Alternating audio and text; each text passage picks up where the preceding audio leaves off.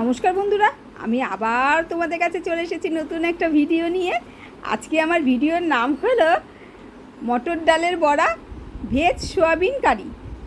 তাহলে দেখে নেওয়া যাক আমার আজকের এই ভিডিওটি। মটর ডাল বড়া করার জন্য আমি 1 ঘন্টা আগে মটর ডালটা ভিজিয়ে রেখেছিলাম। এর মধ্যে আমি দিয়ে দিচ্ছি 1 চামচ লবণ আর হাফ চামচ চিনি।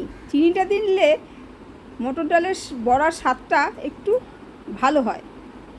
আর হাফ চামচ হলুদ দিয়ে আমি একটা পেস্ট করে নিয়েছি। সেই পেস্টের মধ্যে দিয়ে দিচ্ছি হাফ চামচ কালো জিরে, কুচিয়ে রাখা লঙ্কা।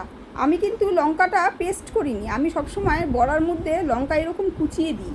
এরকম লঙ্কা যদি আপনারা কুচিয়ে দেন তাহলে না ডালের বড়াগুলো খেতে ভীষণই ভালো লাগে। এবারে এটা মেখে আমি রেখে দিচ্ছি। আমি 1 ঘন্টা আগে সোয়াবিনটা ভিজিয়ে রেখেছিলাম। এই সোয়াবিনগুলো ভালোভাবে জল থেকে চিপে তুলে নিচ্ছি। দেখুন জলটা সম্পূর্ণ ঝরিয়ে নিয়ে একটা বাটির মধ্যে তুলে নিচ্ছি। এবারে একটা প্লেটের মধ্যে আমি কিছু মশলা নিয়ে নিয়েছি। হাফ চামচ হলুদ গুঁড়ো, জিরের গুঁড়ো, ধনের গুঁড়ো, লাল লঙ্কার গুঁড়ো, 2 চামচ বেসন, গরম মশলা হাফ চামচ, চিনি আর স্বাদ মতন লবণ। এগুলো সব আমি সোয়াবিনের মধ্যে দিয়ে দিচ্ছি। 2 চামচ সর্ষের তেল আমি এর মধ্যে দিয়ে দিচ্ছি। দিয়ে ভালোভাবে এটাকে মেখে 30 মিনিটের জন্য আমি এটা রেখে দিচ্ছি। ওভেনে একটা ননস্টিকের কড়াই বসিয়ে দিয়েছি। এর মধ্যে 10খানা ছোটো এলাচ, লবঙ্গ 6খানা, অল্প একটু দারচিনি দিয়ে হালকা করে ফ্রাই করে ঢেলে নিচ্ছি। এখানে নিয়েছি 2 চামচ গোটা ধনে, গোলমরিচ 1 চামচ, লঙ্কা নিয়েছি 10-12টা, 1 চামচ সাদা জিরে আর জয়িত্রী ফুল নিয়েছি 2 টুকরো, তেজপাতা নিয়েছি। এবার এগুলো কড়াইয়ের মধ্যে দিয়ে হালকা করে একটু ভেজে নিচ্ছি। এবার হালকা করে আমার এটা ভাজা হয়ে গেছে। এটা একটা প্লেটে আমি ঠান্ডা করতে দেব। ঠান্ডা করে ভালোভাবে গুঁড়ো করে রেখে দিচ্ছি। ওভেনে একটা কড়াই বসিয়ে দিয়েছি, এর মধ্যে তেল বসিয়ে দিলাম। এবার ব্যাট পাঁপড়গুলো আমি ভেজে নিচ্ছি। ব্যাট পাঁপড়গুলো আমার ভাজা হয়ে গেছে।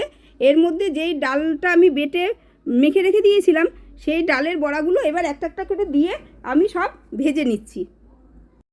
আমার এক পিঠ ভাজা হয়ে গেছে, অপর পিঠটা আমি উল্টে দিচ্ছি। এইভাবে আমি সম্পূর্ণ বড়াগুলো আমি ভেজে নিচ্ছি। বড়াগুলো আমার ভাজা হয়ে গেছে। এবার বড়াগুলো একটা প্লেটের মধ্যে তুলে নিচ্ছি। গরম ভাতের সঙ্গে কিন্তু এই বড়া খেতে ভীষণই ভালো লাগে।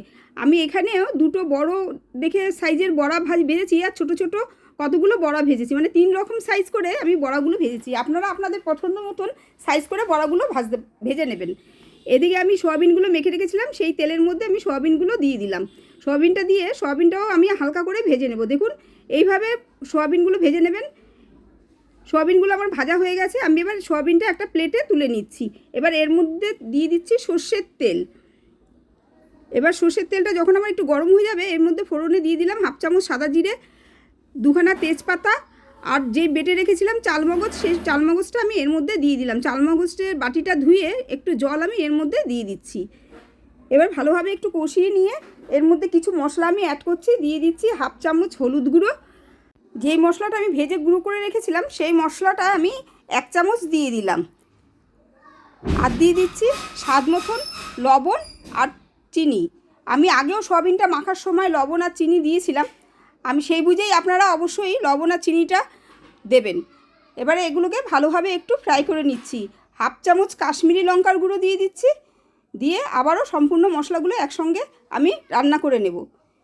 দেখুন মশলাগুলো সব আমার কষানো হয়ে গেছে। এর মধ্যে আমি দিয়ে দিচ্ছি জলটা দিয়ে আমার ফুটে গেছে। এর মধ্যে আমি সোয়াবিনগুলো দিয়ে দিচ্ছি। দিয়ে 3 থেকে 4 মিনিট ধরে সোয়াবিনটা একটু ফুটিয়ে নেব।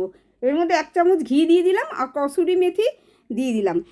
এবার গ্যাসের ওভেনটা বন্ধ করে আমি 2 মিনিটের জন্য এটা ঢেকে রাখছি। এবার আমার সম্পূর্ণ তৈরি হয়ে গেল সোয়াবিনের কারি। এটা কিন্তু সম্পূর্ণ নিরামিষ, এর মধ্যে টমেটো বা টক দই কিছুই দেওয়া নেই। আপনারা যদি মনে করেন টমেটো টক দই দেবেন তাহলে অবশ্যই করে দিতে পারেন। আমি একটা থালার মধ্যে ভাত নিয়ে নিয়েছি, এর মধ্যে বড়া, পাঁপড় ভাজা আর সোয়াবিন কারি নিয়ে নিলাম।